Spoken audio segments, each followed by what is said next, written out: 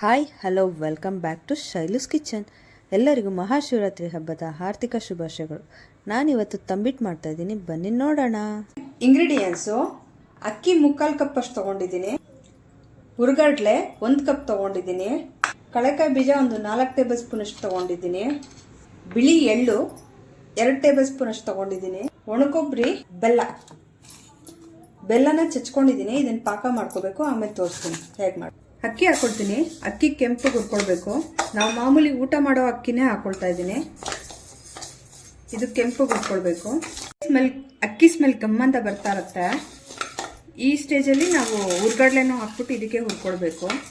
ಸ್ವಲ್ಪ ಬಿಸಿ ಆಗ್ತಿದ್ದಂಗೆ ನಾವು ತೆಗೆದು ಬಿಡ್ಬೋದು. ಹುರ್ಗಡ್ಲೆ ಏನು ಜಾಸ್ತಿ ಹೊತ್ತು ಹುರಿಯೋ ಅವಶ್ಯಕತೆ ಇಲ್ಲ. ಒಂದು ಸ್ವಲ್ಪ ಹುರ್ಗಡ್ಲೆ ಹುರಿತಾ ಇದ್ರೆ ಗಮ್ಮಂತ ವಾಸನೆ ಬರುತ್ತೆ. ಆದ್ದರಿಂದ ಅವಾಗ ಅದು ನೋಡ್ಕೋಬೋದು. ಈಗ ಇದೆಲ್ಲ ತಣ್ಣಗಾಗಬೇಕು. ಒಂದು ತಟ್ಟೆಗೆ ಹಾಕೊಳ್ತೀನಿ. ಕಳಕಾಯಿ ಬೀಜ ಕೆಂಪುಗಾಗೋರ್ಗೆ ಹುರ್ಕೊಳ್ಬೇಕು ನಾವು. ಸಿಪ್ಪೆ ಬಿಟ್ಕೊಳ್ಳುತ್ತೆ, ಆವಾಗ ಇದಾಗಿದೆ ಅಂತ ಅರ್ಥ. ಮೀಡಿಯಮ್ ಫ್ಲೇಮಲ್ಲೇ ಹುರ್ಕೊಳ್ಬೇಕಿದೆ. ನೋಡಿ, ಈ ಥರ ಎಲ್ಲ ಎರಡೆರಡು ಹಾಕ್ತಾಯಿದೆ. ಇದು ಇವಾಗ ಇದಾಗಿದೆ ಅಂತ ಇದನ್ನು ತೆಗೆದುಬಿಟ್ಟು ಬೇರೆ ತಟ್ಟೆಗೆ ಹಾಕ್ಕೊಳ್ತೀನಿ. ಬಿಳಿ ಎಳ್ಳು ಹಾಕ್ಕೊಳ್ತೀನಿ. ಬಿಳಿ ಎಳ್ಳು ಅಷ್ಟೇ ಸಿಡಿಬೇಕು ನಮಗೆ. ನೋಡಿ, ಈ ಥರ ಸಿಡಿತಾ ಇದೆ. ಈಗ ಇದನ್ನು ಸಪ್ರೇಟಾಗಿ ತೊಗೊಳ್ಬೇಕು. ಒಂದು ಬಟ್ಲಿಗೆ ಹಾಕೋದು. 4 ಟೇಬಲ್ ಸ್ಪೂನ್ ಅಷ್ಟು ಒಣಕೊಬ್ಬರಿ ಹಾಕ್ಕೊಂಡಿದ್ದೀನಿ. ಇದು ಏನಕ್ಕೆಲ್ಲ ಈಗ ಹುರ್ಕೊಂಡು ಹಾಕ್ಕೊಳ್ತೀನಿ ಅಂದರೆ ತಂಬಿಟ್ಟು ನಮಗೆ ಬೇಗ ಕೆಡಲ್ಲ, ತುಂಬ ದಿವಸ ಚೆನ್ನಾಗಿ ಬಾಳಿಕೆ ಬರುತ್ತೆ. ನೋಡಿ, ಇದನ್ನು ತೆಗೆದಿಟ್ಕೊಳ್ತಾ ಇದ್ದೀನಿ.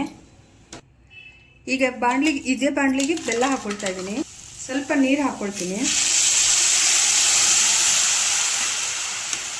ಇದು ನಮಗೆ ಪಾಕ ಏನು ಬರೋ ಅವಶ್ಯಕತೆ ಇಲ್ಲ. ಬೆಲ್ಲ ಕರಗಿ ಒಂದು ಕುದಿ ಬರಬೇಕಷ್ಟೇ, ಸಾಕು. ನಮ್ಗೆ ಬೆಲ್ಲ ಎಲ್ಲ ಕರಗಿ ನಮ್ಗೆ ಇವಾಗ ಈ ಸ್ಟೇಜಲ್ಲಿ ಆಫ್ ಮಾಡಬೇಕು. ನಮಗಿದು ಪಾಕ ಏನೂ ಬರೋ ಅವಶ್ಯಕತೆ ಇಲ್ಲ.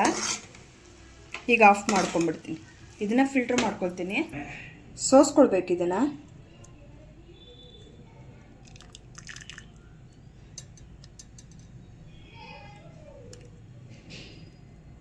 ನೋಡಿ, ಇದರೊಳಗೆಲ್ಲ ಎಷ್ಟು ಗಲೀಜು ಬಂದಿದೆ. ಈಗ ಇದೆಲ್ಲ ತಣ್ಣಗಾಗಿದೆ. ಈಗ ಇದನ್ನು ಮಿಕ್ಸಿಗೆ ಹಾಕ್ಕೊಂಡು ಪೌಡ್ರ್ ಮಾಡ್ಕೋಬೇಕು. ಫುಲ್ ನೈಸಾಗಿ ಪೌಡ್ರ್ ಮಾಡಬೇಕು. ನೀವೇನಾದರೂ ಇದನ್ನು ಜಾಸ್ತಿ ಕ್ವಾಂಟಿಟಿ ಮಾಡಬೇಕು ಅಂದರೆ ರಾಗಿ ಮಿಷಿನಲ್ಲಿ ಹೋಗಿ ಪೌಡ್ರ್ ಮಾಡಿಸ್ಕೊಂಡು ನೀವು ಮಾಡ್ಬೋದು. ಇದನ್ನು ನೀಟಾಗಿ ಪೌಡ್ರ್ ಮಾಡ್ಕೊಂಡು ಈಗ ಇದೆಲ್ಲ ಪೂರ್ತಿಯಾಗಿ ಪೌಡ್ರ್ ಮಾಡ್ಕೊಂಡ್ಬಂದಿದ್ದೀನಿ.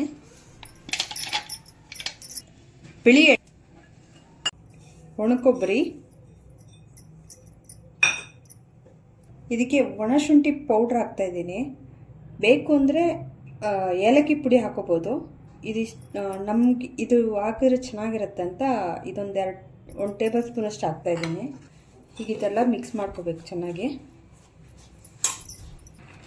ಕಳಕಾಯಿ ಬೀಜ ಹಾಕ್ಕೊಳ್ತೀನಿ.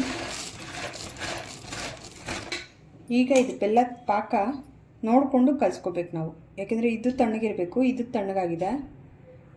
ನೋಡಿ, ಇನ್ನೊಂದು ಸ್ವಲ್ಪ ಹಾಕ್ಕೊಳ್ತಾ ಇದ್ದೀನಿ ನಾನು. ಜಾಸ್ತಿ ಹಾಕೊಂಡ್ಬಿಟ್ರೆ ತೆಳುವಾಗ್ಬಿಡುತ್ತೆ, ಪಾಕ ಚೆನ್ನಾಗಿ ಉಂಡೆ ಕಟ್ಟಕ್ಕೆ ಬರಲ್ಲ ನಮ್ಗೆ ಆವಾಗ. ಸೊ ಇದೇ ಮೆಥಡಲ್ಲಿ ನೀವು ಮಾಡಿದ್ರೆ ನಿಮಗೆ ಉಂಡೆ ಕಟ್ಟೋ ಅದ ನಮ್ಗೆ ಗೊತ್ತಾಗತ್ತೆ. ಬಾಯಲ್ಲಿಟ್ಟರೆ ಹಾಗೆ ಕರ್ಗೋಗ್ಬಿಡುತ್ತೆ.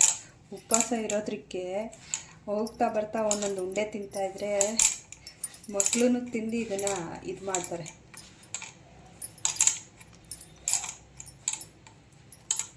ಇವಾಗ ನೀವೇನು ಮಾಡ್ತೀವಿ? ಇವಾಗ ಈ ಹದ ಬಂದಿದೆ. ಈಗ ನಮ್ಗೆ ಉಂಡೆ ಕಟ್ಟೋ ಹದ ಬಂದಿದೆ. ಇನ್ನು ಹಾಕೊಳಕ್ಕೆ ಹೋಗ್ಬಾರ್ದು. ಇನ್ನು ಹಾಕ್ಕೊಂಡ್ರೆ ನಮಗೆ ಉಂಡೆ ಕಟ್ಟಕ್ಕೆ ಬರೋಲ್ಲ. ಈ ಸ್ಟೇಜಲ್ಲಿ ಇದ್ದರೆ ನಮಗೆ ಆರಾಮ್ಸಾಗಿ ಉಂಡೆ ಕಟ್ಕೋಬೋದು. ನೋಡಿ,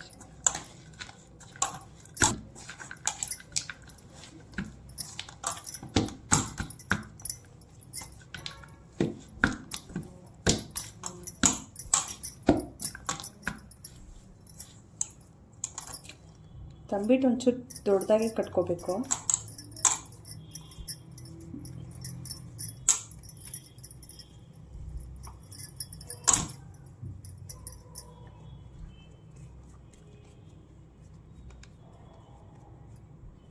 ನೋಡಿ, ಈ ಲೆವೆಲ್ಗೆ.